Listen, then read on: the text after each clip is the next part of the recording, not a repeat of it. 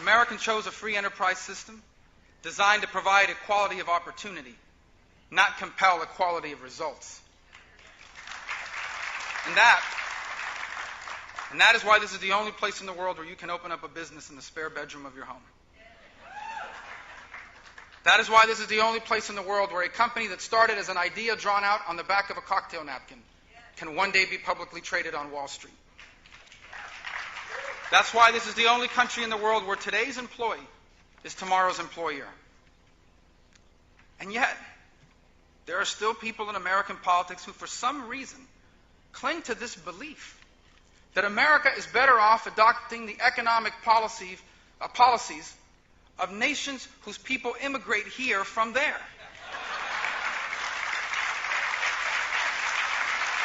Now,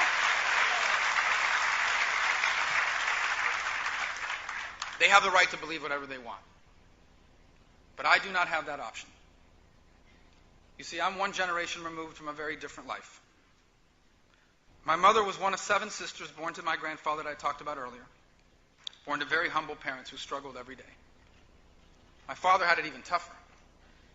His mother died when he was only 6 years old. And the day after her funeral, he went to work selling coffee in the streets of Havana with his father, and as best I can tell, he worked from then on for 70 years. They came to America with virtually nothing. No English, no money, no friends. Only the strong determination to provide their children all the opportunities they never had. My mom worked as a cashier, a factory worker, a maid, and a Kmart stock clerk. My dad primarily as a bartender. Both of my parents worked jobs so their children could have careers. And their life was never easy. How many nights did I hear the keys of my 70-year-old father at the door as he came home after another 16-hour day? How many mornings would I wake up and run into my mom, who was just coming home from the overnight shift as a stock clerk at Kmart? When you're young and in a hurry, the meaning of those moments escape you. But as the years go by, and as my own children get older, I understand it now. I realize that my parents were once my age, that they once had dreams, that there were things that they once wanted to accomplish.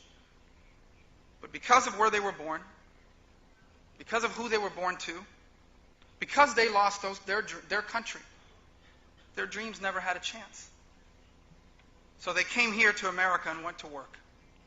And it became the mission of their lives to give us the chance to do everything that they could not. And so now I know that every chance I have ever had, and everything that I will ever accomplish, I owe to God, to my parents' sacrifices, and to the United States of America.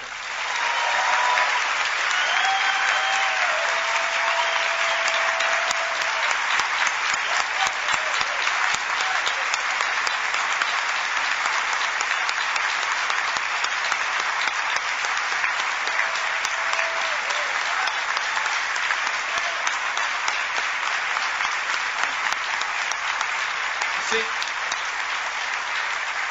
my parents never achieved wealth or influence.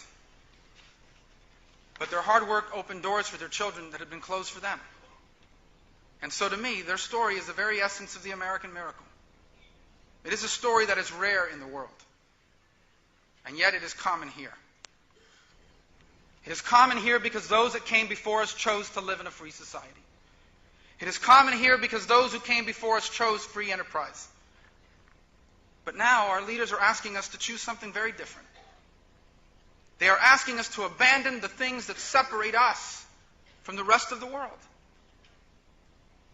Those that came before us made their choice. And now, you and I must make ours. Now I must decide, do I want my children to grow up in the country that I grew up in?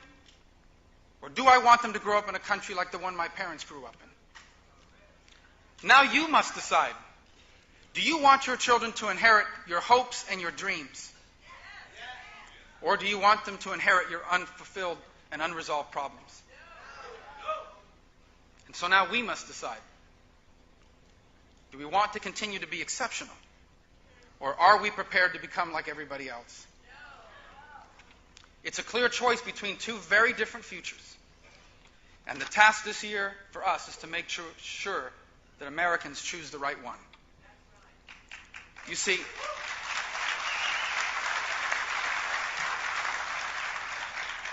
my 4 children, your children and grandchildren, are members of the most important generation in American history. If we succeed in convincing the American people to follow us, theirs will be the most prosperous generation in the history of our country. But if we fail, they will be the first to inherit a diminished nation.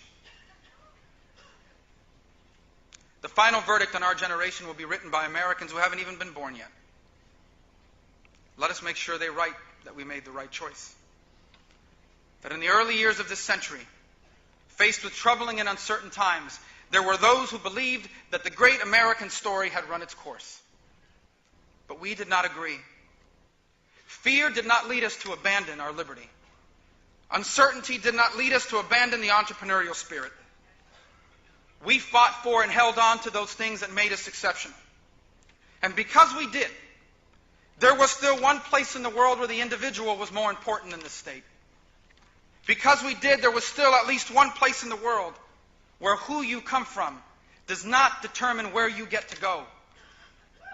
Let us ensure that history's record of this time is clear. That like those Americans that came before us, we rose to face the challenges of our time. Like those Americans who came before us, we made the right choice. And because we did, at least for one generation more, the American miracle lived on. Thank you all, and God bless you. Thank you for having me. Thank you.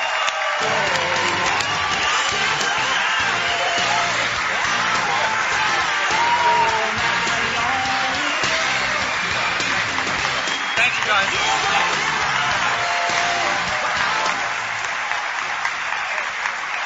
I'm going to turn the microphone in a second back to Senator DeMint.